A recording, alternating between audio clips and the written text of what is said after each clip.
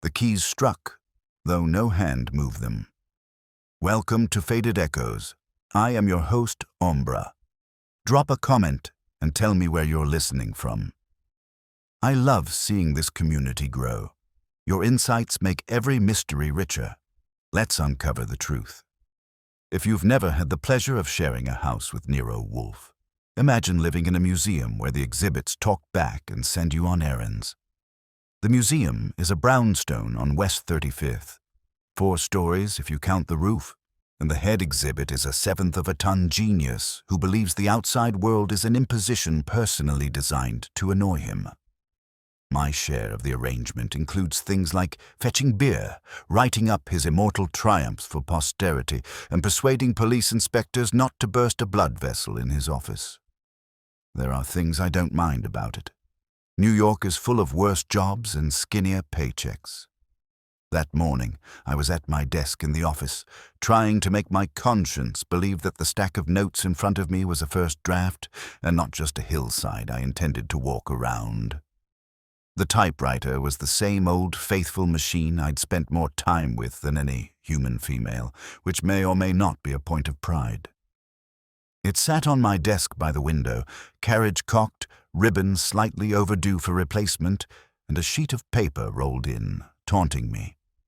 The case I was supposed to be immortalizing had involved a stolen emerald, a dentist, and 3 people who should have known better than to underestimate Wolfe. The notes were in my own handwriting, which is clear enough if you're me. The guilt was in Wolfe's, which you feel even when he's upstairs among the orchids and you're alone. I typed 6 words, didn't like 3 of them, and pulled the sheet out to crumple. Before I could condemn it to the wastebasket, the doorbell announced that civilization was once again intruding. "Archie," Fritz called from downstairs. He didn't have to yell. The house is big by Manhattan standards, but not big enough to hide in. I shoved the paper into the basket, left the typewriter sulking, and went out to the hall. By the time I hit the landing, Fritz was already opening the front door. If you don't know Fritz, he's our live-in chef and a more civilized man than either Wolfe or me. He's also the only person I know who can make scrambled eggs feel like an apology from the universe. "Good morning," he was saying, and his tone had that polite shield he puts on for the unknown. "Package for Mr. Nero Wolfe," a voice answered. Male, nasal, and bored, and in the way only a New York messenger can manage at 11 in the morning. I took the last 3 steps in 2, arrived at the door, and collected a flat, cream-colored envelope from a kid in a bike helmet and a brown windbreaker. I gave it the official eye. "Sign here," he said, producing a clipboard. "Show me some ID and I'll think about it," I told him. He didn't even blink. "Buddy, I don't want to move in. I just want your squiggle." He had me there. I signed, shut the door, and weighed the envelope in my hand. It wasn't heavy enough to be a check, which was a shame, and too stiff to be newsprint. On the front, in neat typed capitals, Mr. Nero Wolfe Personal. Typed, not handwritten, the word personal underlined twice. Well, that could mean anything from a thank you note to a threat. Around here, the odds favor threat. I went back into the office, shut the door, and slid the envelope onto Wolfe's desk blotter, dead center. The desk is big enough for 3 men to eat off at once, but only 1 man is allowed to sit behind it, and at that moment he wasn't present. He was upstairs, of course, in the plant rooms where his 3 daily sessions with his orchids happen whether the world likes it or not. From 9 to 11 every morning, from 4 to 6 in the afternoon, and from 7 to 9 in the evening, Nero Wolfe belongs to his orchids. Nobody else. I've seen murder suspects wait on the red leather chair for 3 hours while he sprays a cattleya. I've also seen homicide inspectors do it, which is more impressive. I looked at the clock. 10:42. That meant calling him down would get me a glare, a grunt, and a lecture on the hierarchy of priorities, ending with humans in about 7th place. On the other hand, I don't get paid to guess which envelopes are worth irritating him over. I get paid to bring them. I went to the house phone on the wall, pushed the button for the plant rooms, and waited. After a moment, his voice came through, resonant and annoyed. "Yes," I said. "Messenger just brought an envelope marked personal for you. Typed, no return address. You want it warm or cold?" There was a brief pause. I could picture his eyes closing, nostrils flaring, mentally weighing the odds that I was wasting his time. "From whom?" he demanded. "No name," I said. "Typewritten, all caps. Could be a sumo wrestler's fan letter. Could be a subpoena. Could be someone offering to sell you a cow that produces beer." He made the sound he uses when human speech has disappointed him. "Bring it up, and do not loiter." "Loitering is a sacred art," I told him, but the line was already dead. I took the envelope, left the office, and climbed the 2 flights. In the corridor outside the plant rooms, the air was already warm and damp and smelled faintly of earth and something delicate I couldn't name. I went through the first glass door, then the second, and there he was. He sat on his custom-built stool like a mountain that had grown in the wrong neighborhood, sleeves rolled, enormous hands delicately rearranging a pot. Theodore Horseman was at the far end, pretending not to listen. The benches were crowded with plants, cattleyas, phalaenopsis, and a dozen other names I only use when I'm trying to impress a girl who likes flowers. I stayed inside the door. I've been warned about bringing city air too far in. "Special delivery," I said. He glanced up at me, then at the envelope, which I was holding like it might bite. The black eyes narrowed. "Set it there," he said, nodding to a small side table that looked like it had been built solely for giving envelopes the honor of his attention. I walked in, placed it on the table, and backed away. "You want me to hang around in case it explodes?" I suggested. He ignored that. Wiping his fingers on a cloth, he reached for the envelope, slit it deftly with a thumbnail that could have opened a safe, and extracted a single sheet of paper. He read it, his lips compressed, the thick neck tightened. "Archie," he said. Just the one word, but it had that particular weight that meant I wasn't going to like what came next. "Yes, sir?" "Come and look at this." I went forward, leaned in, and looked. It was a letter, single-spaced.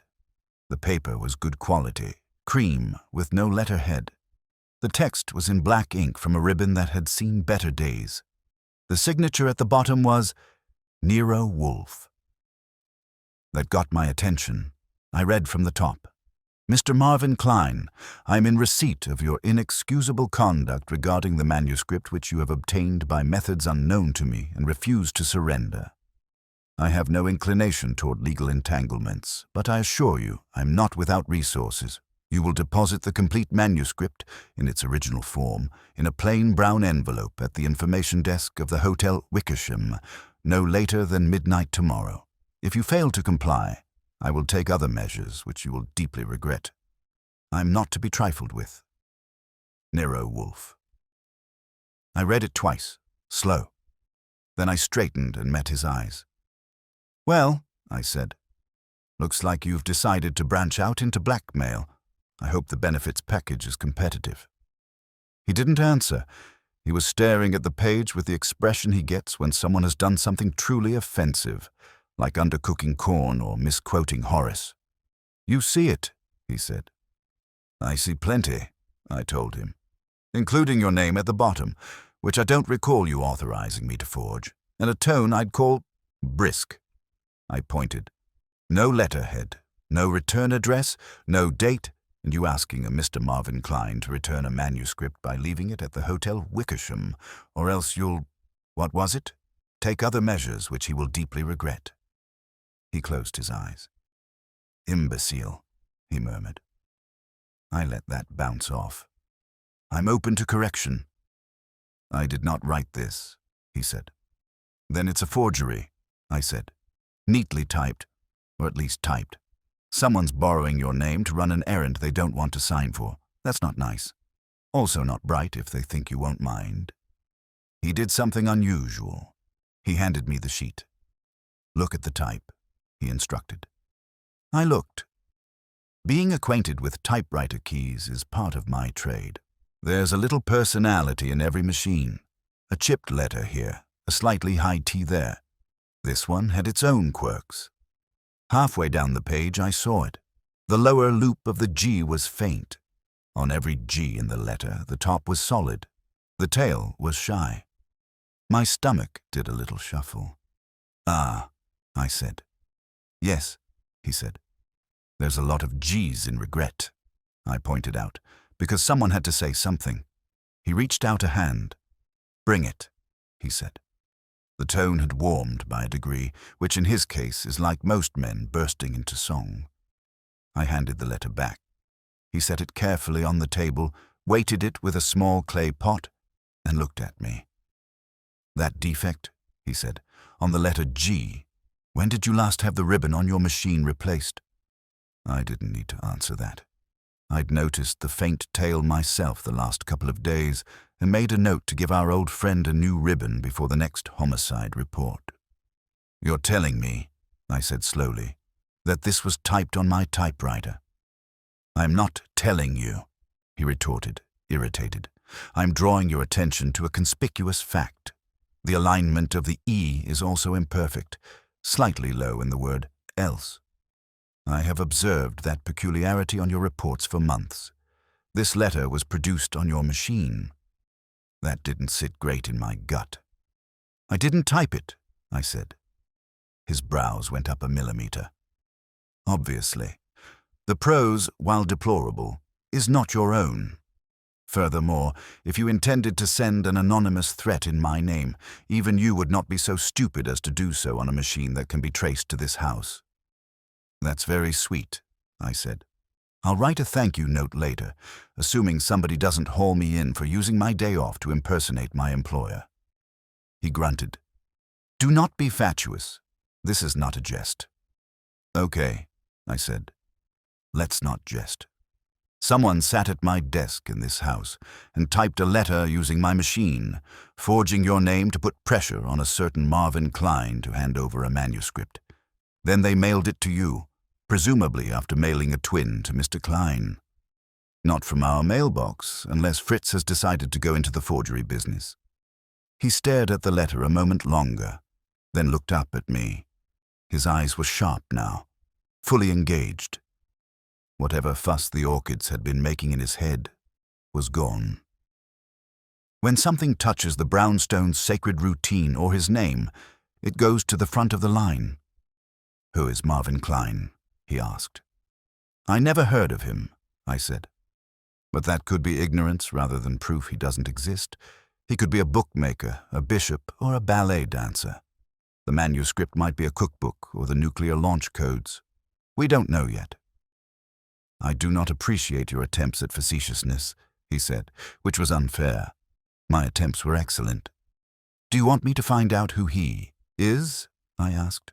"Or shall we wait until he shows up with a subpoena and a pair of handcuffs?" He inhaled deeply. "There are two immediate problems," he said. "First, someone has used my name, arrogating to himself my authority and threatening consequences as if they were mine to deliver. Second, he has done so by intruding upon this house, using your machine. That cannot be tolerated." "You'll get no argument from me," I said. "I'm attached to my machine. I don't like the idea of it sneaking out at night to do freelance work." He gave me a look that suggested my notion of humor was deteriorating. "This requires investigation," he said. "We must determine who entered the house and when, and we must discover the nature of this manuscript. As for Mr. Klein, he may already be—" The phone rang downstairs, cutting across his sentence. Not the house phone to the plant rooms, but the main line. You get an air for these things when your livelihood depends on them. I looked at him. "If that's not fate, it's an overachiever," I observed. "Go," he ordered. I went, and I didn't dawdle. Back down the stairs, through the hall, into the office, where the phone was on my desk beside the typewriter that had suddenly become a suspect. The typewriter sat there, looking innocent and metal and dumb. The phone kept ringing. "Brownstone of Nero Wolfe," I said, picking up. "Archie Goodwin speaking." The voice on the other end was male, strained and angry. You can hear anger through a wire. It travels well. "This is Marvin Klein," he snapped. "I want to speak to Nero Wolfe at once." I don't claim to be psychic, but sometimes the universe does you the courtesy of keeping things simple. "He's available," I said. "Hold on. Before I put him on, though, I'd appreciate knowing whether you have recently received a letter from him suggesting you deposit a manuscript at the Hotel Wickersham." There was a short, dangerous silence. "So he admits it," Klein said. "Good. Very good. Put him on, and tell him I don't intimidate easily." "Mr. Klein," I said, "if you're not intimidated now, you may be in for a new experience. Hold, please." I put him on hold and went back to the house phone for the plant rooms. Wolfe answered on the first buzz. "It's him," I said. "Marvin Klein. He sounds like a man who has just found a rattlesnake in his breakfast cereal." "Put him through," Wolfe said. I did, transferring the call to the extension on Wolfe's desk and then taking my place in my usual chair, where I can hear both ends and enjoy the show. A moment later, Wolfe came on the line. "This is Nero Wolfe," he said. "You have a nerve," Klein said. "Sending me that kind of communication and then—" "I sent you no communication," Wolfe interrupted, calm as a man reading the weather report. "You have received a letter purporting to be from me. It is a forgery."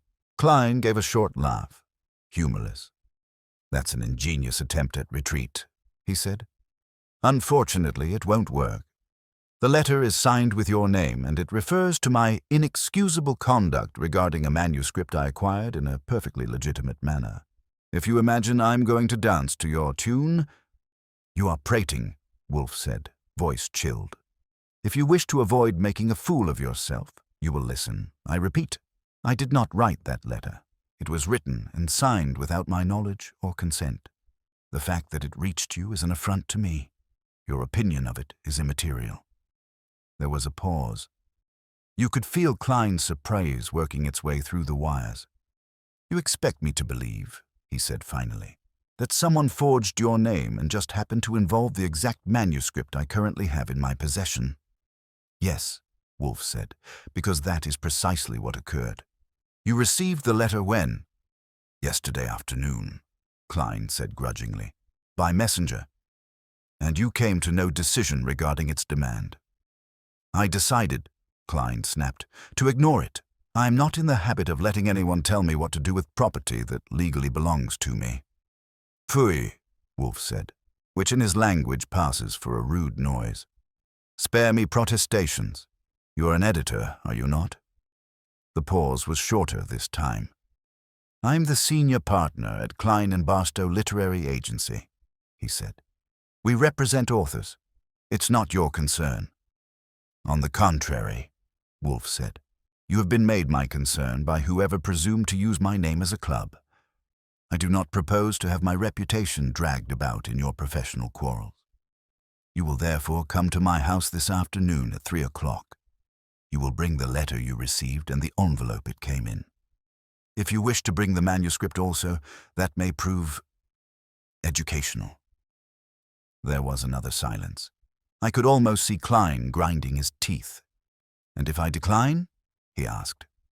"Then," Wolfe said pleasantly, "you may retain your manuscript and your illusions. I, on the other hand, will be compelled to devote my considerable energies to discovering who has done this and why. I will be more efficient if I have your cooperation, but not dependent on it. Choose as you please." "You—" Klein began, then stopped, reconsidered. 3 o'clock, he said tightly. "All right, I'll come. But I warn you, Mr. Wolfe, I won't be bullied." "There is no need to warn me," Wolfe said. "I'm not a fool. Good day." He hung up. I cradled my receiver and looked at the typewriter on my desk. It looked back at me, as much as a piece of machinery can. I got up, went around Wolfe's desk to his chair, and waited. 2 minutes later, he came in, having made the descent from the plant rooms quicker than usual. He moved to his desk like a battleship docking, sank into the chair, and extended a hand. "The letter," he said. I'd brought it down with me and laid it on his blotter. He picked it up again, read it once more, then set it down and fixed me with his eyes. "Archie," he said, "we have been invaded." "I noticed," I said. "Apparently they came armed with stationery." He didn't smile. "No one enters this house without our knowledge," he said. "That has been our practice. We must determine whether our practice has been violated or whether someone used your machine at another location." "Hauling it out of here would be a feat," I told him. "It's not a pocket calculator, and I haven't lent it out to any passing forgers. Fritz has been here, Theodore upstairs, and Saul hasn't been near the place in 3 days. We've had no visitors, no clients, no cops. Unless one of your orchids has developed fingers, the use had to be local and recent." He frowned. "There is another possibility. The letter might be a copy, made from a carbon or from the impressions on a second sheet." "Slow down," I said. "If you're asking whether someone could have taken an old page of my typing, traced the defects, and matched the result, I'm going to deny them that much intelligence until we meet them." He snorted. "Sentimentality about potential adversaries is unbecoming, nevertheless." He tapped the letter. "Our course is clear. You will first verify, as far as possible, whether any opportunity existed for someone to use that machine without your knowledge. Then you will inquire into Mr. Marvin Klein, his agency, and the manuscript in question. Something of sufficient value is at stake to justify this presumption. I wish to know what it is and who covets it." "Right," I said. "Check the locks, question the neighbors, and find the missing masterpiece. Anything else before lunch?" "Yes," he said. "From this moment until I say otherwise. No one enters this office unaccompanied. No messenger, no client, no policeman. The integrity of this room has been compromised. We will not permit a second trespass." I glanced at the typewriter again. "And what about this faithless hunk of iron?" I asked. "Do we put it on bread and water until it confesses?" "Don't be asinine," he said. "You will leave it exactly as it is. No new ribbon, no cleaning, no repairs. Every defect in its current state is now evidence. If, as I suspect, the individual responsible is someone who has been in this room before, he may be induced to repeat his offense or to betray a familiarity with its idiosyncrasies." "In other words," I said, "we're keeping it under surveillance." "In a manner of speaking," he said. "Now go. See what you can learn before 3 o'clock. I need facts before I confront Mr. Klein." I nodded and headed for the door. On the way, I gave the typewriter a pat on its metal flank. "If you've got anything you want to tell me," I said under my breath, "now's the time." It stayed as mute and innocent as a debutante at her first scandal, which was fine. I had 3 hours before an angry literary agent came to accuse my employer of blackmail. Someone had already walked in and out of our world without so much as creaking a floorboard, and my faithful typewriter had apparently been moonlighting. For a normal house, that might qualify as a crisis. For the brownstone on West 35th, it was just the hook. I hit the sidewalk with enough purpose that a passer-by might have thought I had a lunch date instead of a rendezvous with logic, locks, and literary intrigue. 3 hours isn't a lifetime, but it's enough to get into trouble and halfway out again, which covers most of my job description. The first order of business was the house itself.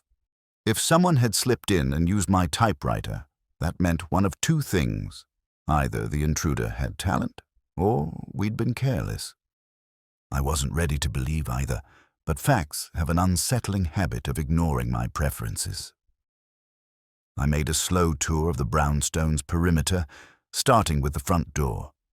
Fritz keeps the place secure enough that a squirrel couldn't burgle us without signing the guest book, but I checked the lock, frame, and threshold anyway. No scratches, no play in the bolt, no sign that anything had been done except what the postal service and our groceries do every week. Next came the windows. Ground floor first, then the office windows on the second floor. all locked. I would have needed a crowbar to get in from outside, even with my natural charm. I kept going. The side alley, the back garden door, the kitchen entrance. Everything was tight, proper, and stubbornly normal, which left one last possibility I didn't like. The intruder hadn't come from outside. I went back inside, through the hall, and found Fritz in the kitchen with a bowl of vegetables and a knife he used like an orchestra conductor. "Fritz," I said, leaning on the counter, "I need to ask you a question that has nothing to do with food. So brace yourself." He gave the pot a dignified stir. "Ask, Archie. Has anyone been in the office this week besides Wolfe, me, or you? Anyone? Delivery, maintenance, Girl Scout selling cookies?" He shook his head immediately, but Fritz is a thorough man. He ran his mind back over the days and said, "No, I would have noticed." "You always do," I admitted. "And Theodore?" "He has not left the plant rooms except to sleep," Fritz said. "You know his habits." I did. Theodore lives in a world where the emotional well-being of an orchid outranks human crises by a comfortable mile. If he'd come downstairs and typed a threatening letter in Wolfe's name, I would have retired from detective work and taken up knitting. "All right," I said. "Last housekeeping question. Has my typewriter been moved? Even an inch, or fiddled with in any way?" "Not by me," he said, "and I have not seen anyone near it." So the house was sealed. The household was clean, and the typewriter schedule pointed to exactly one conclusion. Whoever used it had done so during the short windows when the office wasn't occupied. But the place had still been locked up like a drum. Either the person had a key, or they were already inside. That was not a comforting line of thought. I left Fritz to his symphony and headed back to the office. The machine waited on my desk, looking ordinary, obedient, and deeply unconvincing. I crouched and checked the floor around it, the wastebasket, the drawers. Nothing out of place except a few balled-up sheets of my own abandoned prose judging me from the bin. If someone had typed the letter here, they'd been quick and neat. No second sheet left behind, no carbon paper, no stray fibers or smudges. Clean work. Too clean. I closed the drawer with more force than necessary and straightened. "All right," I said to the room. "Let's go learn about Marvin Klein." Klein and Barstow Literary Agency was in Midtown, 6 blocks from the Wickersham Hotel mentioned in the forged letter. A convenient walk if one wanted to deliver an anonymous threat via messenger, then blend into the foot traffic without leaving footprints. I set out on foot because cabs are for emergencies and Wolfe wasn't bleeding.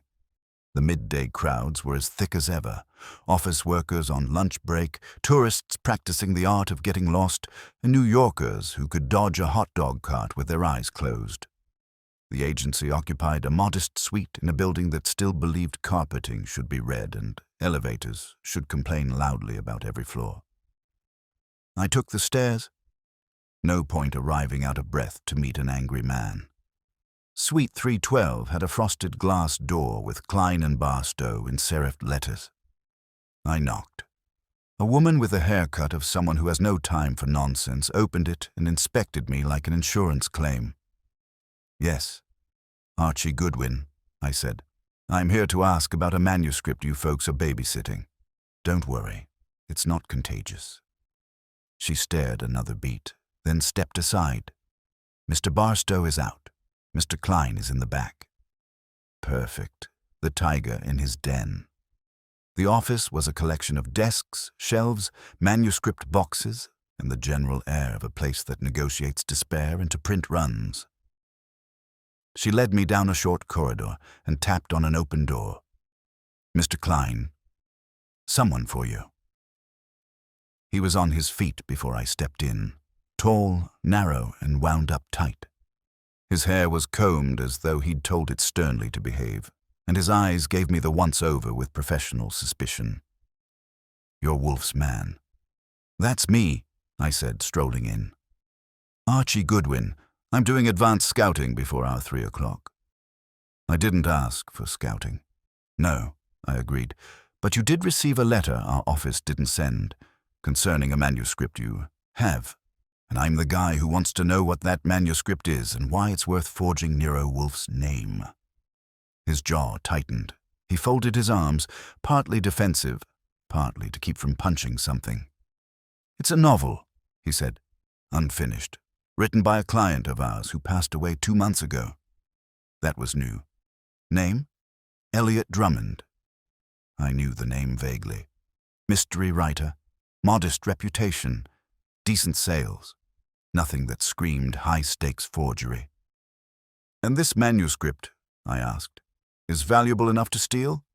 Blackmail someone with? Send anonymous threats over? It shouldn't be, Klein said. It's only half done. Drummond didn't leave instructions, but someone wants it, badly enough to impersonate Wolfe. And badly enough, I added, to sneak into our home and use my typewriter. Klein blinked at that. Your what? You heard me. This forger didn't just imitate Wolfe. He typed the letter on my machine. That's not a coincidence, Mr. Klein. That's personal. Some of the tightness in his posture shifted. Less anger, more calculation. He walked to a filing cabinet, pulled a folder, and took out a sealed envelope. This is the letter I received, he said. The one your employer denied sending.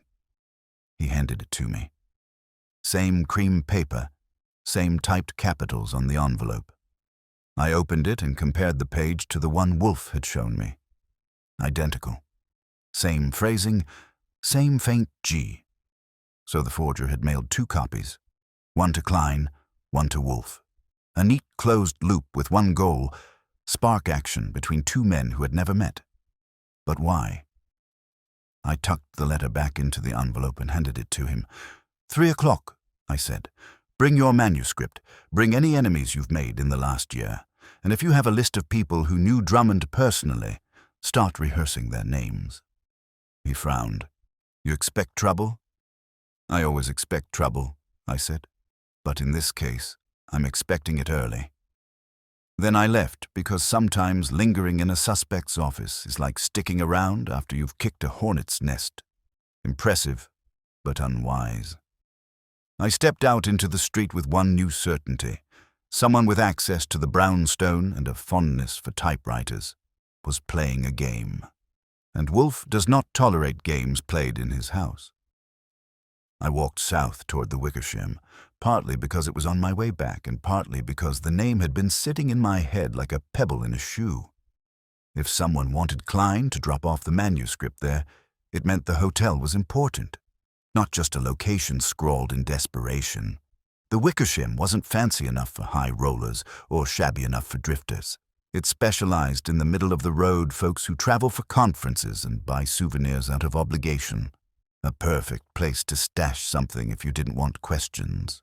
I stepped into the lobby and took a slow turn like a man admiring wallpaper. The place smelled like furniture polish, cheap perfume, and industrial air conditioning, a combination that awakens a certain breed of detective instinct. The desk clerk gave me the polite nod required by hospitality law. Morning, I said. I'm looking for information, not a room. That depends on the information, he said. He had a sharp chin and a sharper nose, a man who had taken customer service training as a personal insult. I'm with a private security firm, I said. We're checking the drop points for a contract client. Ever have anyone leave envelopes here? Brown ones, plain, picked up without a check-in. He regarded me with the chin. People leave things all the time. Sure, I said, leaning on the counter. But I'm talking about anonymous drops. Envelopes left under a name like, say, Smith or Johnson, picked up by a man who doesn't look like a Smith or Johnson. He hesitated. That meant there was something. I'm not supposed to discuss guest activity, he said, lowering his voice just enough to confirm that guest activity existed. Even theoretical. Understood. So let's keep it theoretical. I slid a card across the counter, the kind Wolfe had printed up for me for when I needed to sound respectable.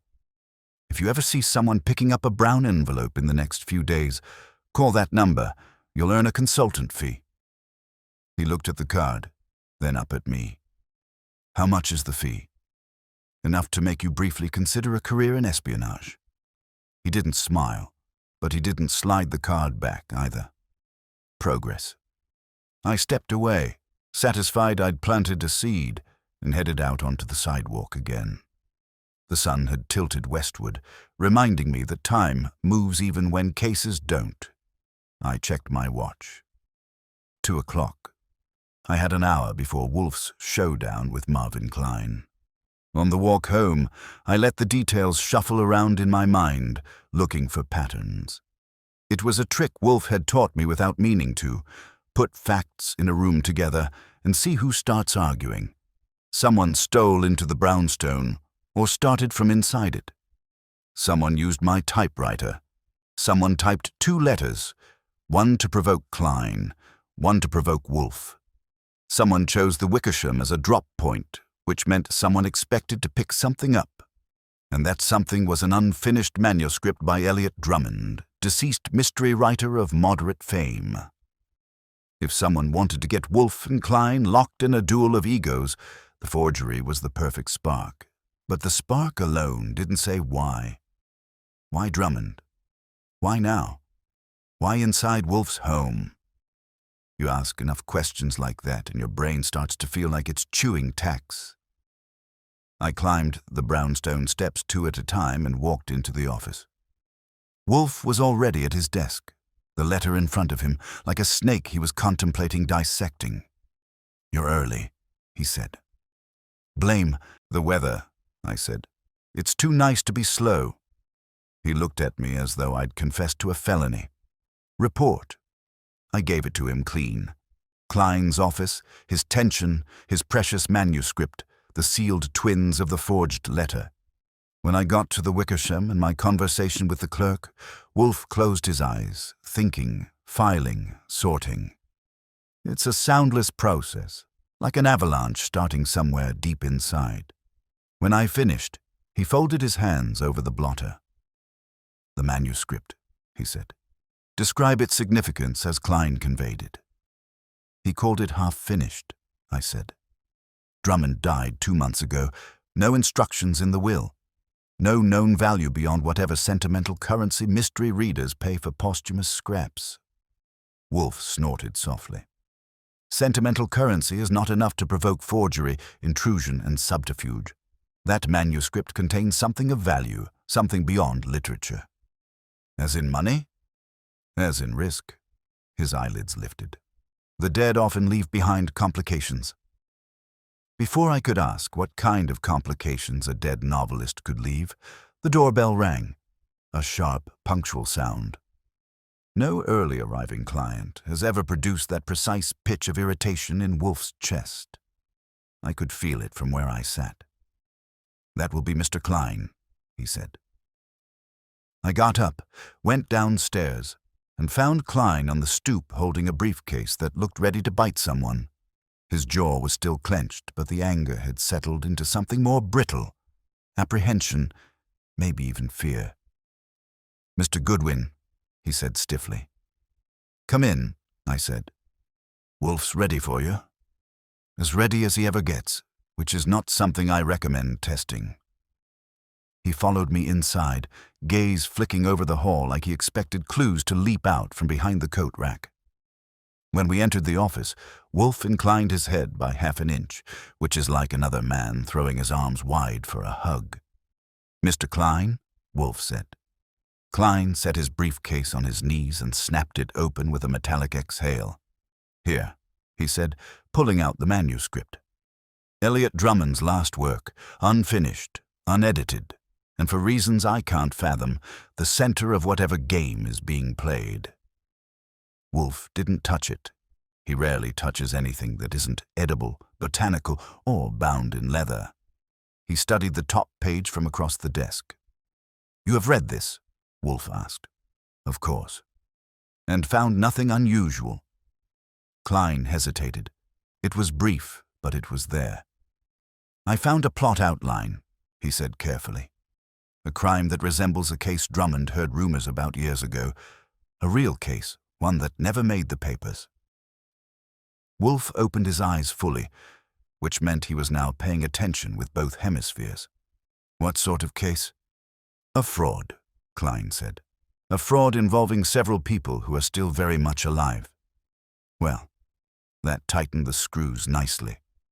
Wolfe leaned back, fingers steepled.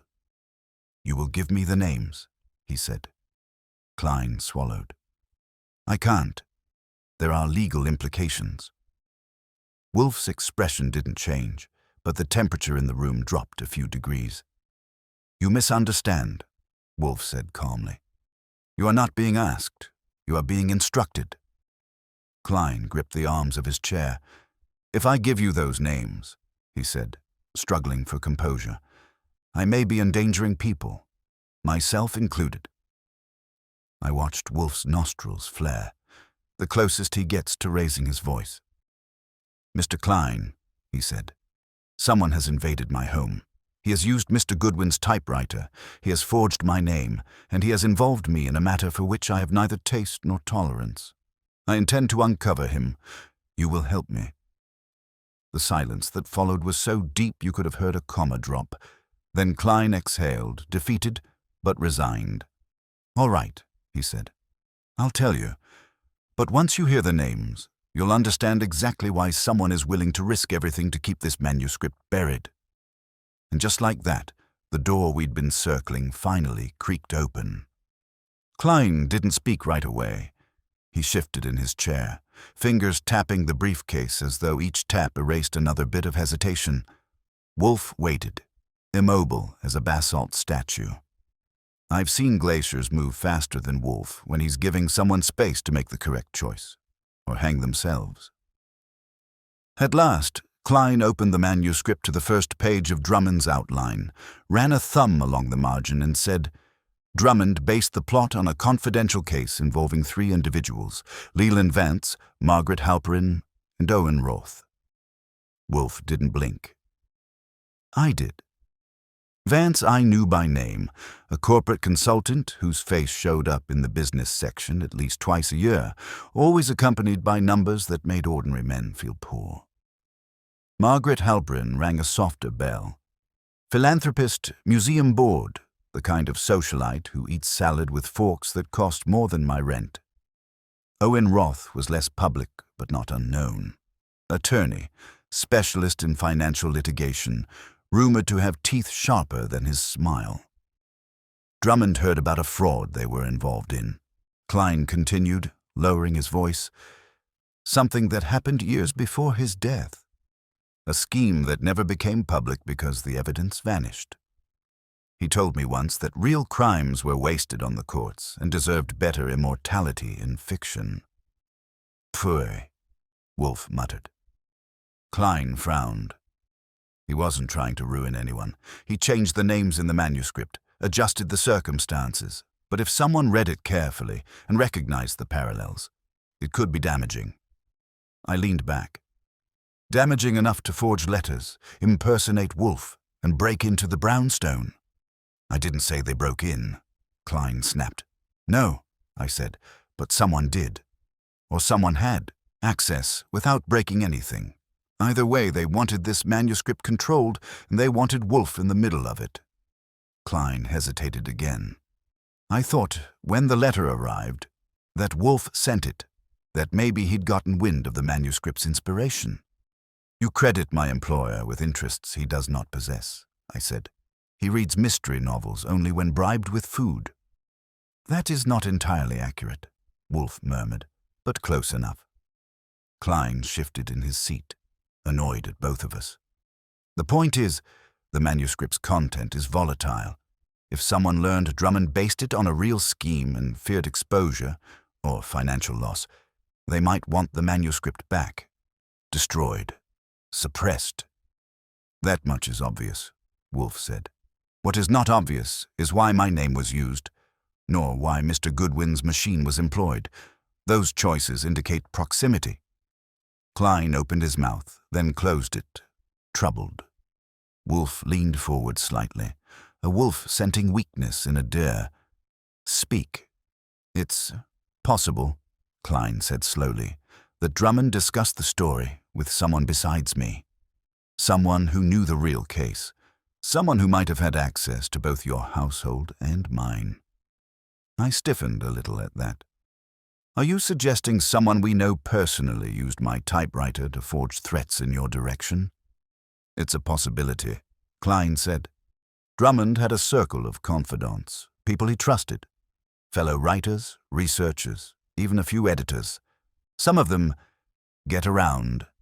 Names, Wolfe said. Klein swallowed. 3 in particular. Willard Ames, crime historian. Leora Brand, editor-at-large and Drummond's longtime friend. And, he paused, Tom Daffodil. That cracked my composure. Tom what? Daffodil, Klein said shortly. Pen name. Real name Thomas Daffodil. Mystery writer, enthusiastic. Nosy. More ambition than tact. I made a mental note to find Daffodil and ask him why he'd chosen a name better suited for a flower shop.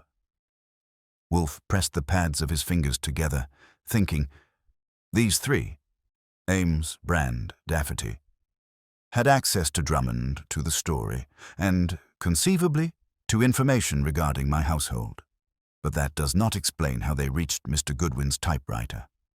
Klein nodded. No, it doesn't. They would need opportunity, Wolfe said. Access to this office, knowledge of its routines. That points to someone who knows us, or someone guided by someone who does. That thought didn't sit well with me. Not at all. Klein shifted forward, lowering his voice as though conspirators were hiding behind Wolfe's bookshelves. I didn't tell you the worst part. There is always a worst part, Wolfe said dryly. Proceed. 2 days before he died, Klein said, Drummond told me he had reason to believe someone was following him. He didn't know who, he didn't know why, but he was certain someone was keeping tabs on his progress with the manuscript. I exchanged a look with Wolfe. It wasn't comforting. And, Klein added, he said something else. Something cryptic. Tell us, Wolfe said. Klein licked his lips. He said, if anything happens to me, the truth is in the pages, but only if you know how to find it. And did anything happen to him? I asked. Klein hesitated. Officially, no. He died of heart failure. Unexpected. Peaceful. But you don't believe that's what happened, I said. Klein shook his head very slightly. I didn't question it. Until now. A silence settled in the room, a dense one, layered with implications. Wolfe's eyes half closed, the way they do when he's building a large mental structure, brick by brick. Archie, he said, fetch the manuscript. I reached across Klein's lap and took the stack of papers. Wolfe didn't touch it, but he studied the pages with the same focus he reserves for orchids and linguistic puzzles. Drummond's plot, Wolfe said quietly, may contain more than fiction. It may contain a coded account of the fraud.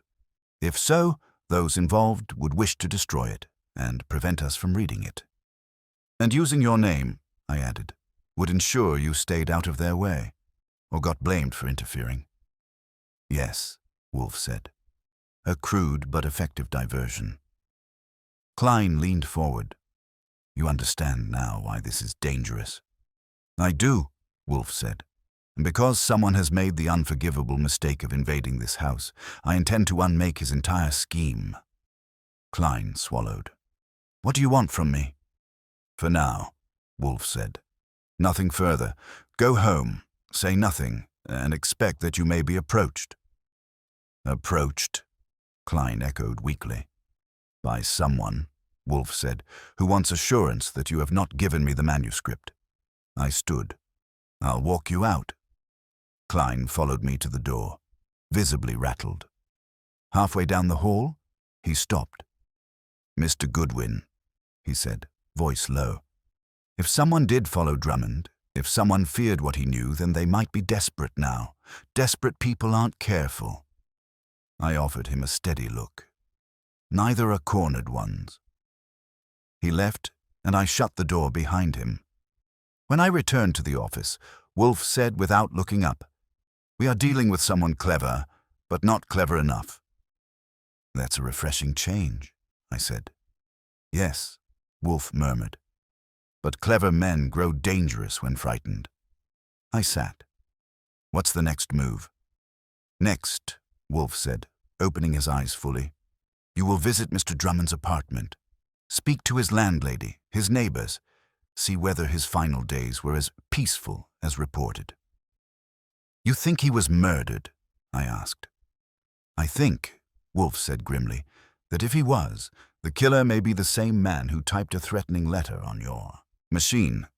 He paused, then added, "And that man may not be finished yet." That last part wasn't necessary. I already knew it. Drummond's building was in the East 60s, the kind of neighborhood where the rent could make a millionaire reconsider his life choices. His place wasn't one of the top-tier penthouses with doormen who wear epaulets and suspicious expressions, but it was respectable enough that the front entry smelled like lemon polish, and everyone pretended the elevator didn't groan ominously between floors. I rang the superintendent's buzzer. A woman's voice answered. Not unpleasant, but with the sharpness of someone who's been interrupted during something more interesting than her job. "Yeah, Archie Goodwin," I said. "I'm following up on the late Mr. Drummond. Wolfe sent me." That still carries weight in this city. The door clicked open. I climbed the narrow stairs to the second floor and found her waiting, early 50s, wiry, hair in a bun that had survived weather, gravity, and at least 3 husbands. She eyed me like I was a package she hadn't ordered. "Superintendent?" I asked. "Miss Renner," she corrected. "I run the place. You're here about Mr. Drummond." "Right. Didn't know he had anyone left who cared." "Call it professional interest," I said. She snorted. "Figures." Then she turned and started down the hall, expecting me to follow. "Come on. Apartment 2B. The hallway was clean, not fancy. The kind of place where the tenants pay on time and complain only when the water runs brown or the neighbors rehearse tap routines at 2 in the morning. She unlocked the door, stepped inside and flicked on a lamp. The apartment was small but tidy, bookshelves full, desk piled with manuscripts, and a sofa sagged in the middle like it had given up on supporting writers who didn't sell enough thrillers. Dust lay on the surfaces in a polite uniform layer. No one had come to disturb anything. "Has this place been touched since he died?" I asked. "Only by me," she said. "And not much. I cleaned out the fridge, turned off the gas, aired it once a week. His nephew said he'd come collect things eventually. Never did." "What can you tell me about his final days?" I said. She tapped her fingers on her hip. "He seemed nervous," she said. "Jumpier than usual. He was a sweet man, polite, paid rent on time, but the last week, he kept checking his windows, asked if anyone had asked about him. I told him no. He didn't believe me." "Did he ever say who he thought was after him?" She shook her head. I asked. He'd say something like, "Just a feeling, Miss Renner," and then pretend he'd been joking. "That's useful," I said. "Anything else?" "He stopped going out at night. That man loved his late dinners. Steak, mostly. Last few days he had Fritz over on West 35th Beat, if you ask me. Then he just stopped." I nodded, slowly. "Did he have visitors?" "One," she said. "A woman. Twice in the last month before he died. Elegant sort, mid-40s, dark hair, expensive coat, didn't give a name." "And you didn't ask?" She gave me a look that suggested she considered me a chronic idiot. "Mr. Goodwin, people don't pay me for making their business mine." "Fair enough." "Do you remember when she came?" 3 weeks before he passed. Once in the afternoon, once late at night. He looked worse after the second time. Shaken, like he'd swallowed bad news. "Did you hear them arguing?" "Can't hear much through these walls unless someone's practicing the trumpet. But her face when she left," she pursed her lips, "like she'd lost a bet she never meant to make."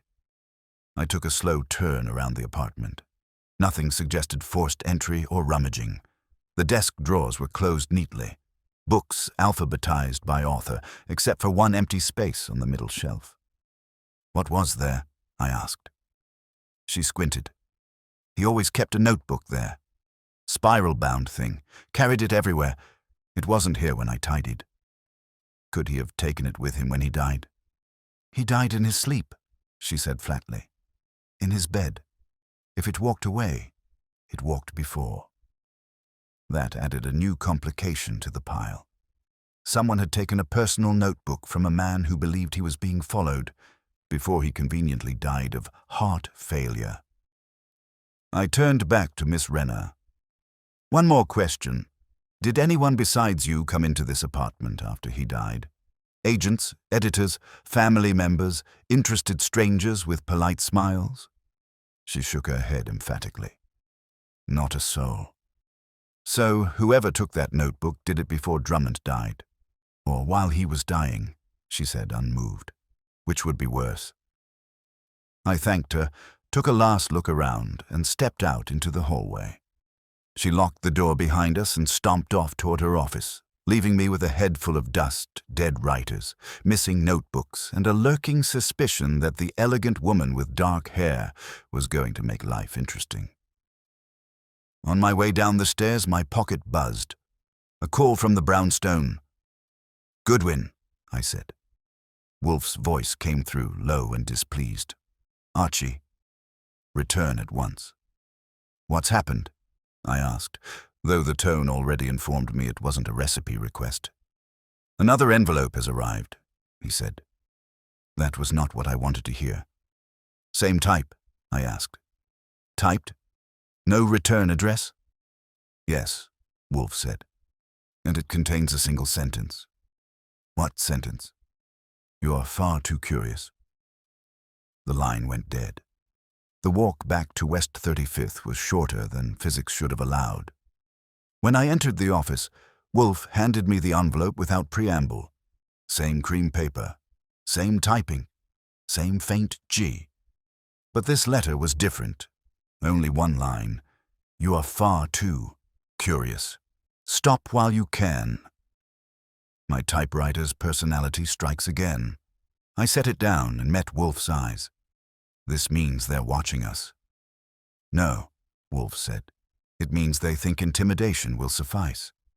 "And it won't," I said. "Of course not," Wolfe replied. "But the sender does not yet understand that." I stood. "What's the next move?" Wolfe's gaze drifted to the manuscript. "Now we examine Drummond's text. Word by word, clue by clue. If the truth is in the pages, as he implied, we must find it before our uninvited correspondent takes further measures.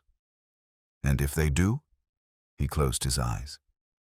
"Then, Archie, the trespass will no longer be merely offensive. It will be personal."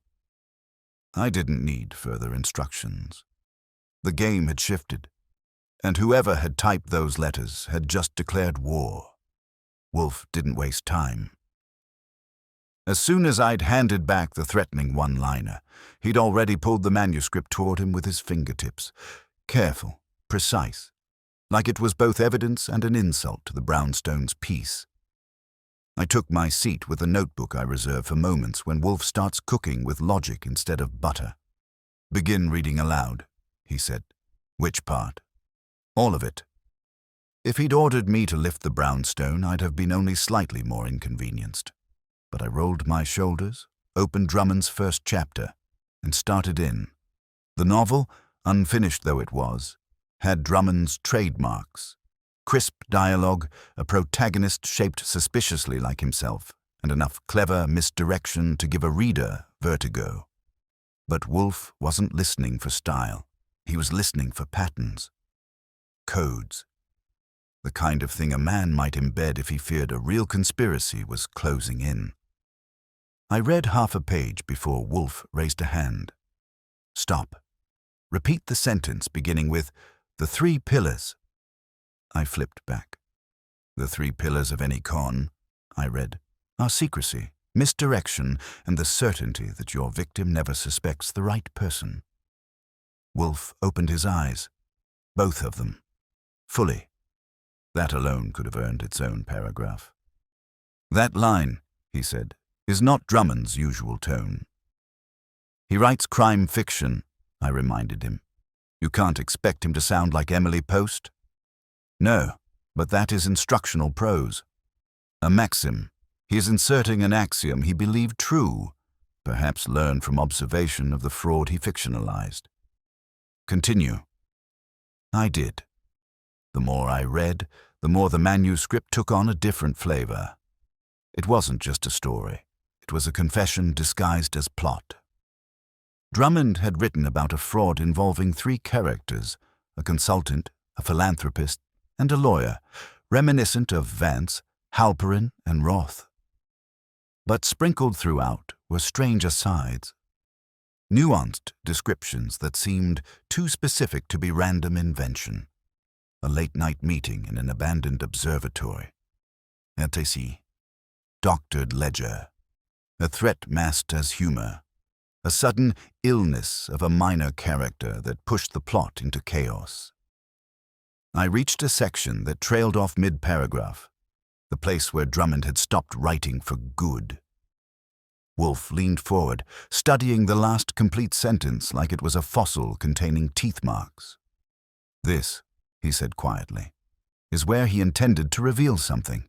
Not fiction, fact." Before I could ask what exactly, the phone rang. I shot Wolfe a look, because this case had developed a sense of timing that was downright theatrical, and answered. "Goodwin." The voice that answered was low, shaky, and trying hard not to be either. "This is Leora Brand," it said, the second name from Klein's list.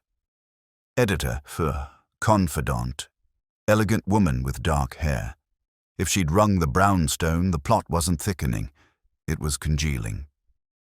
What can I do for you, Miss Brand?" "I heard," she said, "that you've been asking questions about Elliot, about the manuscript, about the fraud." A pause, thin and brittle. "We need to talk." Wolfe extended a hand, palm up. I covered the receiver. "She wants to talk," I murmured. "Leora Brand." He nodded once. "Invite her. Now." I returned to the phone. "You're in luck," I said. "My employer would like a chat as well. How soon can you be here?" She inhaled sharply. I don't know if coming there is wise." "Miss Brand," I said gently, "given that someone is forging threats and playing hide-and-seek with manuscripts, I think worrying about wisdom is a little late. When can you be here?" A long moment, then, 30 minutes. She hung up. Wolfe closed his eyes. "Prepare the office. Inform Fritz to admit her immediately, and Archie—" opened one eye. "Be attentive. Miss Brand may be in danger." I've heard Wolfe say many alarming things, but that one slid neatly into the top 10. Still, 30 minutes isn't enough time to do anything heroic unless you're a fireman or a magician. I settled for checking the locks, the office arrangement, and the chair placement, because presentation matters, especially when your employer intends to crack someone open using only sentences. The half hour passed like it had important business elsewhere. When the bell rang, I was already in the hall. Fritz ushered in a woman who fit Miss Renner's description, and then some. Tall, poised, the picture of cultured restraint except for the eyes, which held the look of someone expecting shadows to leap at her. "Miss Brand," I said. "Come in." She followed me into the office. Wolfe didn't stand. He rarely does. But he inclined his head with enough gravity to make it count. "Miss Brand," he said, "you have information." She swallowed, clutching her purse with both hands. "I don't know if I should." Her gaze flicked from Wolfe to me. "Elliot was terrified. He said people were watching him, and now someone is watching you." "That is indisputable," Wolfe said dryly. "But telling us nothing will not diminish your peril." She sank into the red chair like she'd been hoping someone would tell her to. Elliot trusted me, she said. He told me enough about the real fraud that I begged him to abandon the book, but he wouldn't. He said the story mattered, that someone needed to remember. What was the fraud? I asked. She hesitated, then flinched at a sound from outside. A car horn, distant but sharp. Miss Brand, Wolfe said calmly, if you do not speak now, you may never have another chance. You've been followed, haven't you? Her lips parted, closed, then opened again. Yes. By whom? Wolfe asked. I don't know, she whispered. But last night, someone broke into my apartment. That stopped even me. She clutched her purse tighter.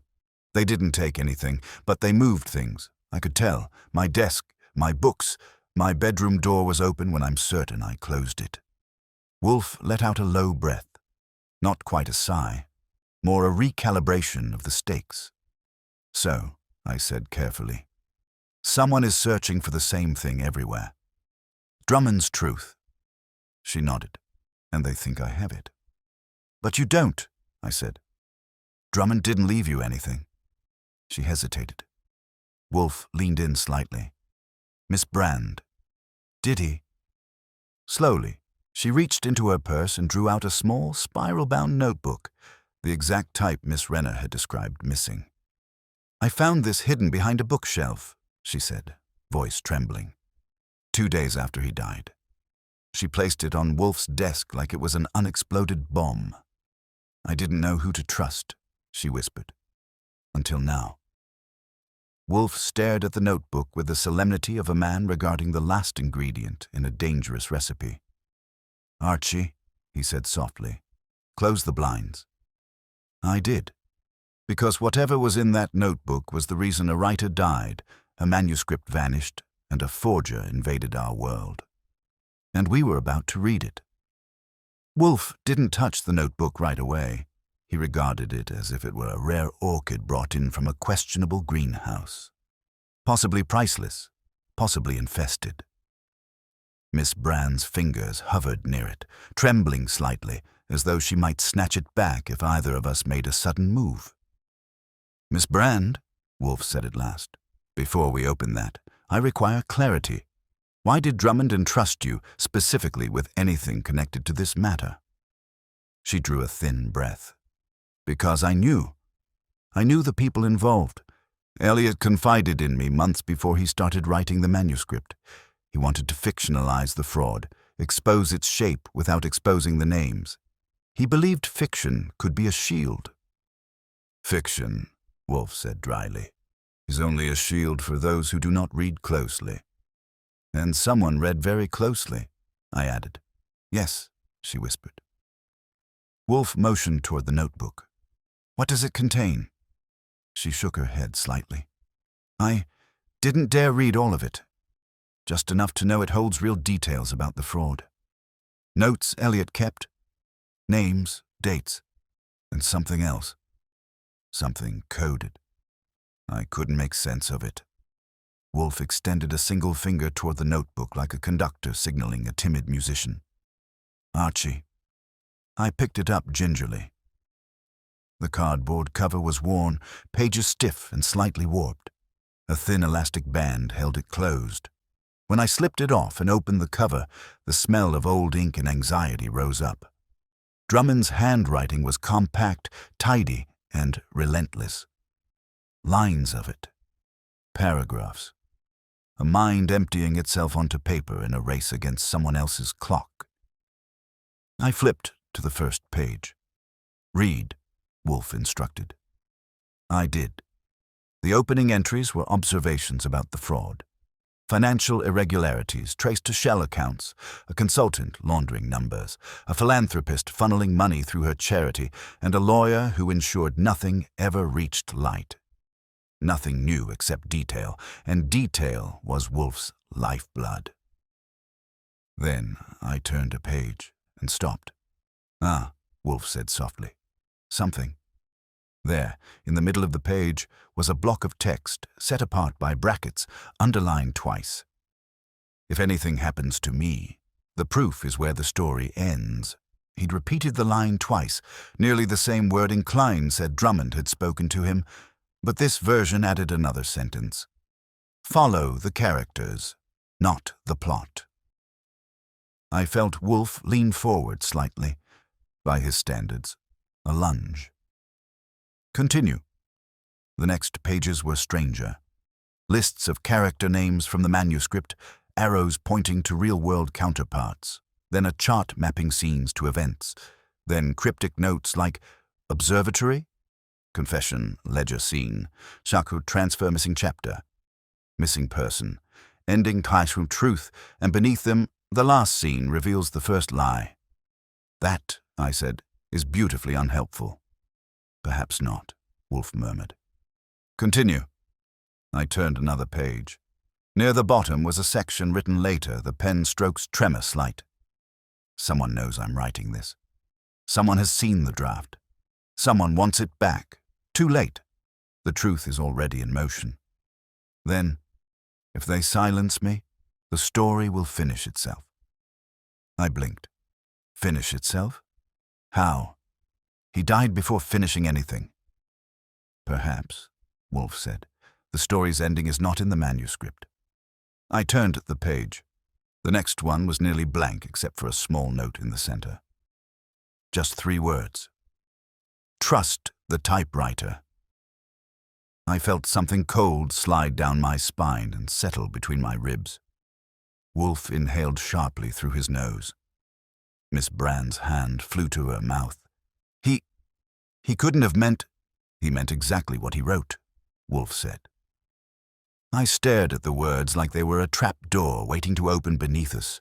Wolfe, I said quietly, are you telling me Drummond left something in my machine? It is the only meaning, Wolfe said. The forger used your typewriter. Somebody had access, and Drummond believed the typewriter, your typewriter, held proof.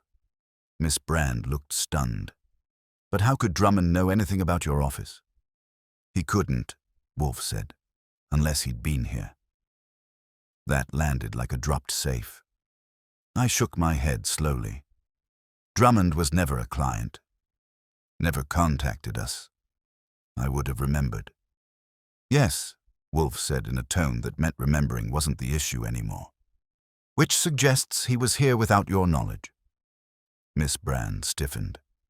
Are you saying Elliot broke into your house? No, Wolfe said. I'm saying someone brought him. A silence followed that could have been sliced with a butter knife. Miss Brand swallowed. Then, there is someone who has been in both places. Elliot's apartment and your office. I looked at Wolfe. Someone who would know my typewriter. Someone who could use it without me catching them. Yes. That narrows it down to, what? A handful of people. Fewer, Wolfe said grimly. Someone familiar with our routines. Someone confident enough to move through our office unseen. Someone who might have known Drummond personally. That's a very short list, I said. Yes, Wolfe agreed. And it is about to grow shorter. He reached for the phone, dialed with emphatic precision, and held the receiver to his ear. Saul Panzer, he said when the other end answered. Miss Brand blinked. Saul Panzer? The detective? The detective, I confirmed. The one smart people hire. Wolfe spoke concisely. Saul, come at once.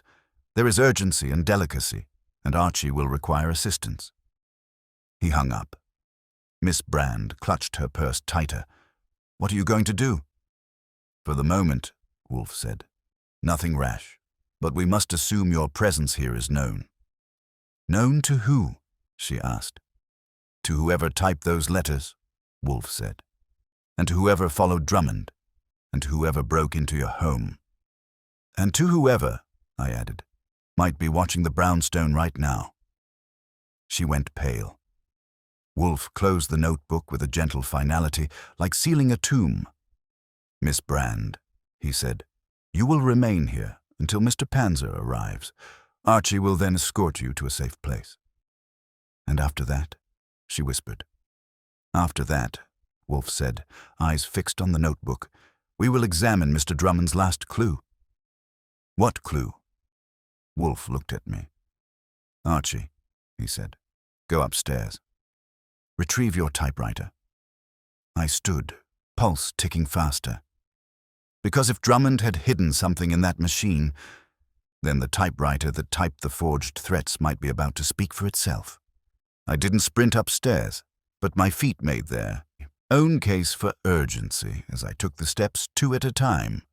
Retrieving my typewriter normally ranked somewhere between dusting the bookshelves and polishing Wolfe's beer bottle collection, but this time it carried the whiff of evidence, and not the clean, cooperative kind.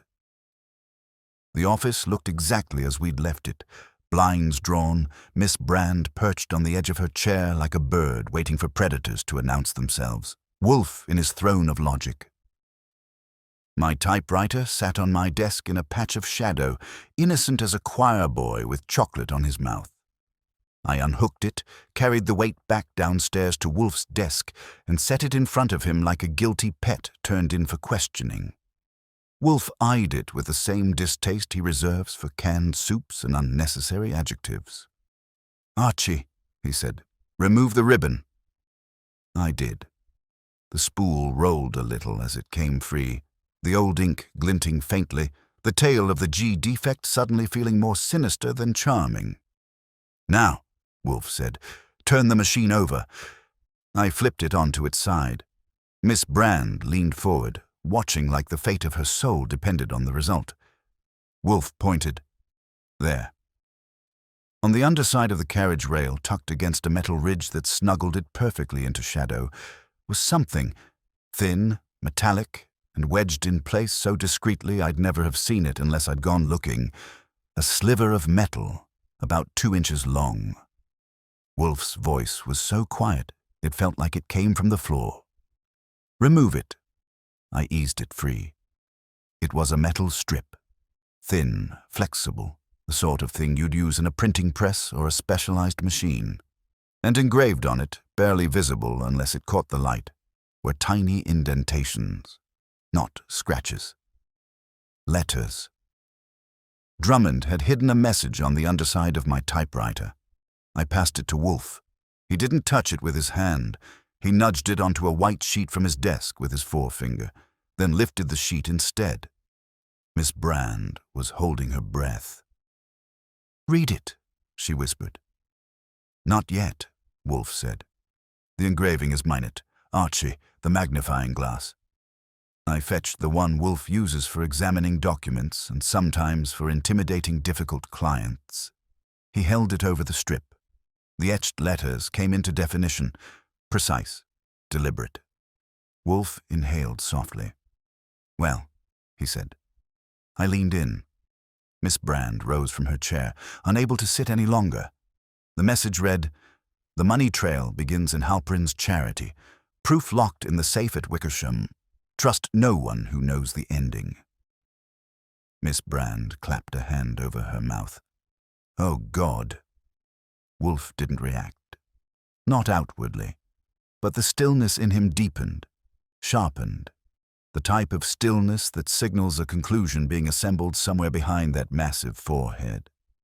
"The safe at the Wickersham," I said. "That's why the drop location was in the letter." "Yes," Wolfe said. "Someone wanted Klein to bring the manuscript there. They expected to intercept it." "And the charity," I added. "Margaret Halperin, the philanthropist who wasn't as philanthropic as her press releases." Miss Brand sank back into the chair. "Elliot must have found something real, something they couldn't risk being exposed." Wolfe folded his hands. "This note confirms it?" A soft buzzing interrupted the moment. Short, sharp, impatient. The front doorbell. "Saul Panzer." I went to let him in. Saul is 5.5 feet of calm excellence, wrapped in a coat that looks like it came from a department store clearance rack. He has the kind of face people forget and the kind of mind they never recover from underestimating. "Evening," he said mildly. "Wolfe said urgency and delicacy." "You're about to get both," I told him. "Come on." When we returned to the office, Wolfe gave Saul a summary concise enough to fit on an index card, yet complete enough to contain the bones of the entire puzzle. Saul listened without once interrupting, hands folded, eyes steady. When Wolfe finished, Saul nodded once. "All right," he said. "What do you need?" Wolfe pointed to Miss Brand. "You will escort Miss Brand to a secure location. Do not allow her to be followed. Report back when she is installed. Then, Archie, you and Mr. Panzer will proceed to the Wickersham Hotel." "The safe," Saul murmured. "Any idea what's in it?" "None," Wolfe said. "But Drummond risked his life to direct us there. We cannot delay." Miss Brand stood shakily. "Mr. Wolfe, thank you." "You may thank me," Wolfe said, "when I have concluded this unpleasantness." Saul motioned her toward the door.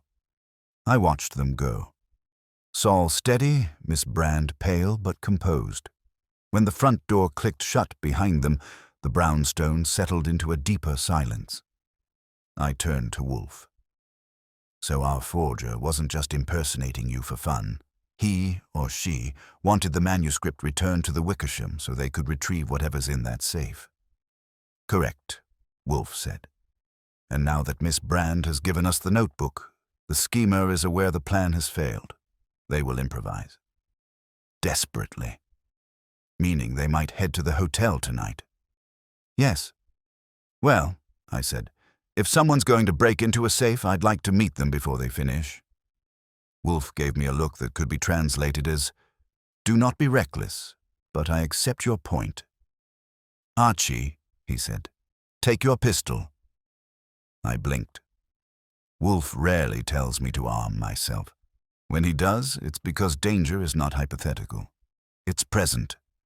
"Got it," I said. "And Archie," he added. "Yes?"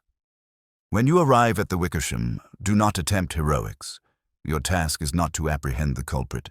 It is to observe and ensure the evidence is secured." I flashed a grin. "You know me. I only do heroics when necessary." "Pfui," he said. But his eyes followed me as I left the office. Not worried. Calculating.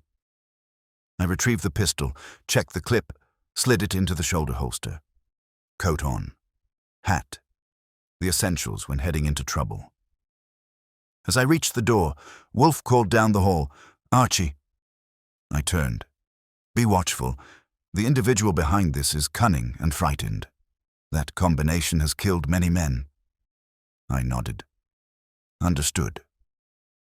And with that, I stepped out into the night, heading toward the Wickersham Hotel, where someone who had already broken into Drummond's apartment, Miss Brand's home, and our brownstone, might be waiting, or already inside.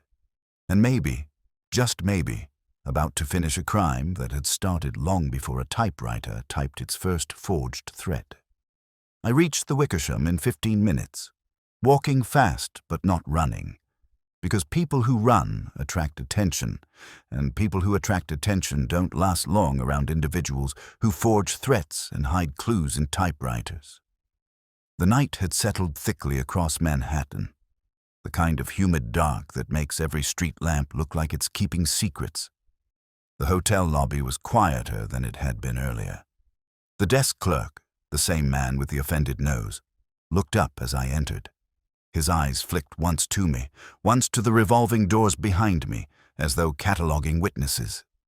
"Evening again," I said. He sniffed. "Did you hear back from your client?" "Client is concerned someone might be picking up packages they're not supposed to," I said. "So if anything unusual happens, you call me." He hesitated, then leaned forward slightly. A brown envelope was picked up an hour ago. That snapped my attention like a match. "Describe the person," I said. "Tall, hat pulled low, overcoat, couldn't see the face. He left immediately." "Which way?" "North." That wasn't helpful. North could mean 50 things, none flattering, but I kept my face calm. "Call me next time," I said, "and consider a career in theater. You have the eyebrows for it." He didn't smile, but he didn't throw anything either. Progress. I crossed the lobby and headed for the elevator. Drummond's etched clue said the proof was in a safe. He hadn't specified which safe, but hotels rarely have more than a handful. The front desk safe, the manager's office safe, and occasionally a private one in the basement. The Wickersham was too modest for multiple surprises. The elevator hummed its way to the mezzanine level, where administrative offices sat behind a frosted glass door marked Staff Only. I picked the lock. It wasn't a difficult pick, more like unlocking a diary with a decorative key. The hallway beyond was dim, empty, and professionally dull. Offices with closed doors, file cabinets, and a faint smell of coffee that had been brewed by someone who learned their technique from a war memoir. I moved silently, checking each door until I found the manager's office. The door was locked, of course, but the lock was cooperative. Inside, the office was neat, wood-paneled, and equipped with a large metal safe in the corner. Target located. Before I made a move toward it, I checked the room. Window locked, desk orderly. No sign anyone had been here recently. Then I saw it, a faint glint on the carpet in front of the safe. I crouched. A small curl of metal, a shaving. From drilling, someone had been here. Very recently. The safe itself was closed, but the dial bore fresh scratches, and the edges had a smear of something that might have been oil. Whoever had worked on it had been interrupted. Sloppy, or both. I didn't like any of the three options. I got up and moved to the door, listening hard. Nothing. Then faintly, a sound. Soft, distant. A footstep. A shift of weight, hard to tell, but enough to raise the hairs on the back of my neck. I stepped back into the hallway. That's when I saw the shadow. Long, narrow, sliding across the opposite wall like an eel in murky water. It moved toward the corner, away from me. Someone was here, and they were avoiding me. I went after them, quiet as a rumor. The hallway turned left, then right, then emptied into a service stairwell. I pressed the door open and slipped inside. The stairwell was dim and smelled of concrete and old mop water. Footsteps echoed faintly above. Whoever I was following wasn't hurrying, but they weren't strolling either. They were moving with the deliberate pace of someone who didn't want to be heard. I went up one flight. Pause. Listen. Then another. At the landing between the next two floors, a door closed softly. I reached it, turned the handle. Unlocked. I eased it open. The corridor beyond was lined with storage rooms. One door stood slightly ajar. A sliver of light shone from inside. I approached slowly, hand near the pistol but not drawing it. A man pulling a gun without good reason is a man Wolfe lectures for a week. At the door, I paused. Inside, a figure was hunched over a table. Hat brim low, overcoat collar up, face invisible.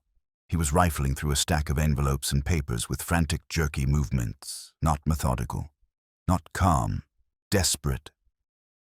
I stepped inside, quiet as a cat with a grudge. "Evening," I said. He froze. And then, very stupidly, he ran. He bolted toward the rear of the storage room, shoved over a tower of boxes, and sent them toppling in my direction. I ducked, caught only the corner of one on my shoulder, and chased him into the hallway. He hit the stairwell door hard, swinging it wide, and bolted up. I followed, 2 steps behind, boots slamming concrete. At the next landing, he made a mistake. He glanced back. That gave me just enough to see his face. Not much. A jawline, a cheek, eyes wide and fevered. But enough. Willard Ames, crime historian, Drummond's friend, top name on the list, a man who spent his life studying crimes, now committing one. "Stop," I called. He didn't. He shoved through another door, onto the roof. The sudden open air hit like a slap. The city stretched out, bright and disinterested. Ames ran to the far edge, looked down, then back at me. "Goodwin," he gasped. "You shouldn't be here." "Funny," I said. "I was about to tell you the same thing." Ames shook his head violently. You don't understand. None of you understand. Drummond was going to expose everything. I tried to stop him. I only wanted the notebook, nothing more. You broke into the brownstone, I said. He flinched. I needed to know if Wolfe had it. I needed to see the manuscript, to destroy it, or get it back into the safe. But Klein wasn't supposed to defy the letter. So you forged another one. He didn't deny it. His breath came sharp and panicked. It's too late now, he said. You've seen too much. Ames, I said evenly, stepping closer. Nobody's cornered yet. Wolfe can help you if you stop running. He laughed, a cracked sound. Wolfe? Wolfe will bury me. You all will. He backed toward the ledge. Ames, I said. Slow, careful. Don't. He shook his head. You don't know what Halperin and Roth will do to stay hidden. And killing yourself fixes that. I'm not giving them the satisfaction, he whispered. Then he stepped backward. Not a leap, not an act of violence, just a simple, awful surrender. I lunged, but he was 2 feet beyond reach. He vanished over the side. The sound, far below, echoed faintly. I stood there, breathing the thick Manhattan night, staring at the ledge where Ames had been.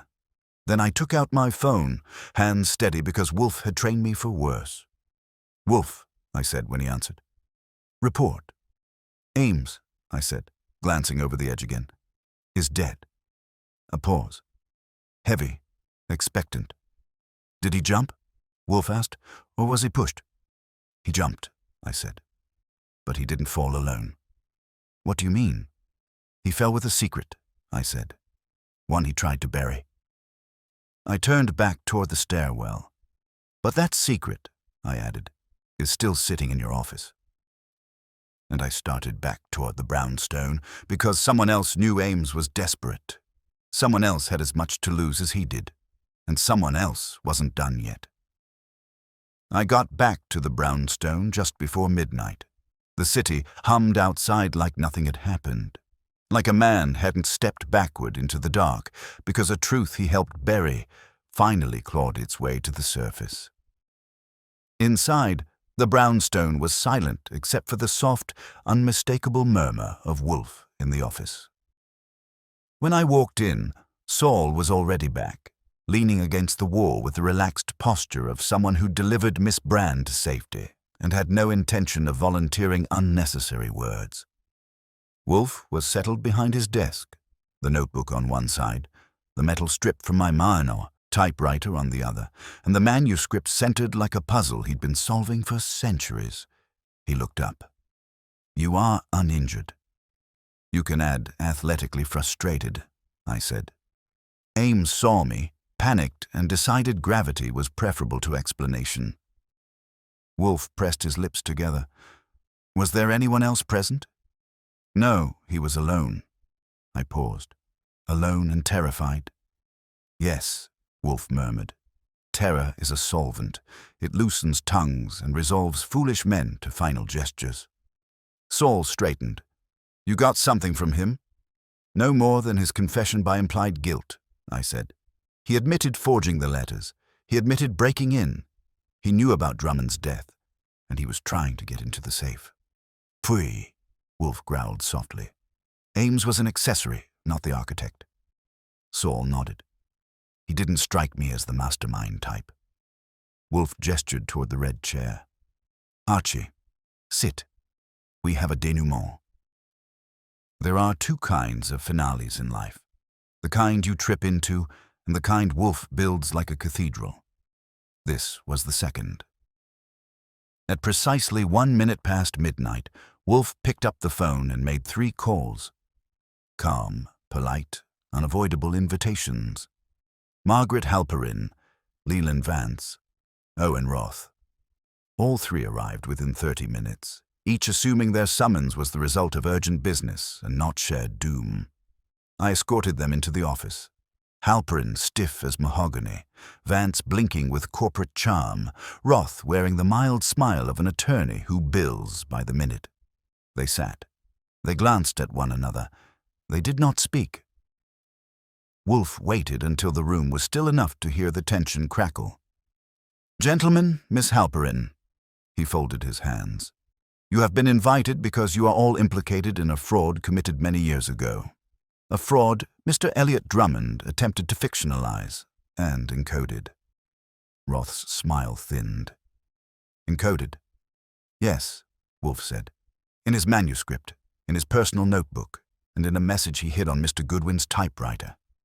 Halperin inhaled sharply. "That's absurd." "No," Wolfe said. "It is tedious, but not absurd." He gestured at the items on his desk. "These contain evidence of embezzlement from Halperin's charity fund, executed through shell accounts constructed by Mr. Vance and shielded legally by Mr. Roth." Vance bristled. "You have no idea what you're talking about." "You are incorrect," Wolfe said peacefully. "I have an excellent idea." Roth leaned forward. "If Drummond had anything, why didn't he go to the police?" "Because he had only the outline," Wolfe replied. "Only enough to shape a story and threaten those who, quite understandably, wished the past forgotten." Halperin stiffened like someone bracing for impact. "We did nothing illegal." "You did," Wolfe said. "And when Drummond began writing, one of you attempted to shut him up." Vance shook his head. "Elliot died of natural causes." Wolfe opened the notebook and tapped a page. "He died after telling at least 2 people he was being followed.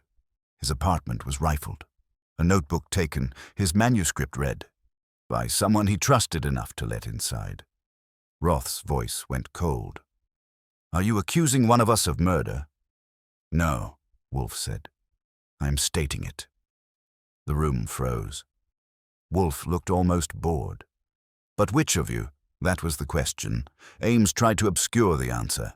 "He forged letters, invaded my home, and attempted to retrieve evidence. But he was only a helper, misguided and frightened.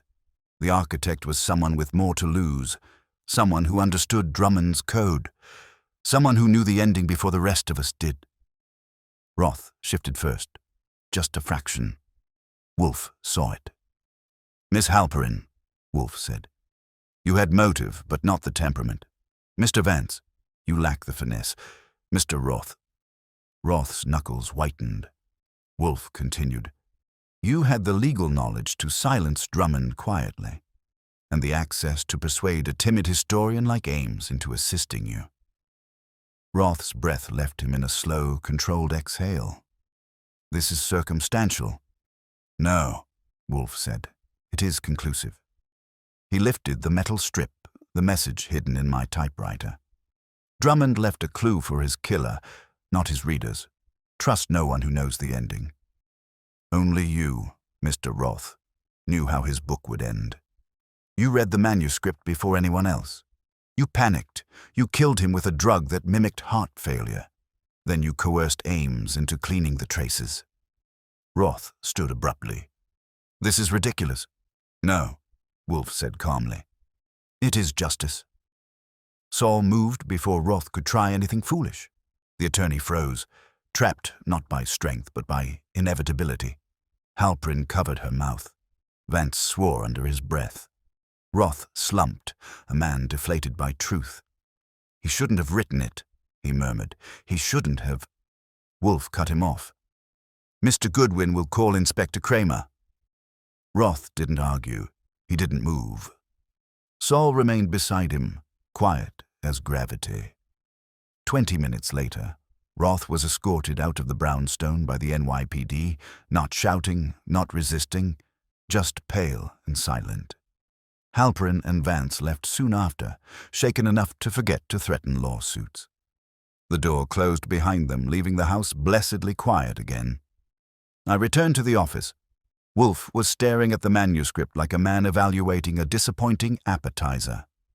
"You know," I said, dropping into my chair, "the next time someone hides a message inside my typewriter, I'm charging extra." "Phooey," Wolfe muttered. We sat in the peaceful aftermath. The case wrapped, the brownstone intact, and the final page of a dead writer's mystery finally solved. After a moment, Wolfe said, "Archie." "Yes." "Burn that manuscript." I grinned. "With pleasure." He reached for his beer. "Crimes are for the police, literature is for the readers, and typewriters," he shot mine a warning look, "are for their owners." "That sounds like a philosophy."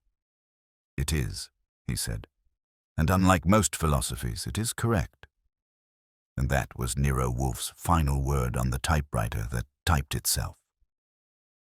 I left him to his beer, turned out the office lights, and decided that tomorrow I was buying a new ribbon, maybe even a new typewriter, just in case Drummond had hidden a sequel, and had hidden a sequel, and had hidden a sequel, and had hidden a sequel, and had hidden a sequel, and had hidden a sequel, and had hidden a sequel, and had hidden a sequel, and had hidden a sequel, and had hidden a sequel, and had hidden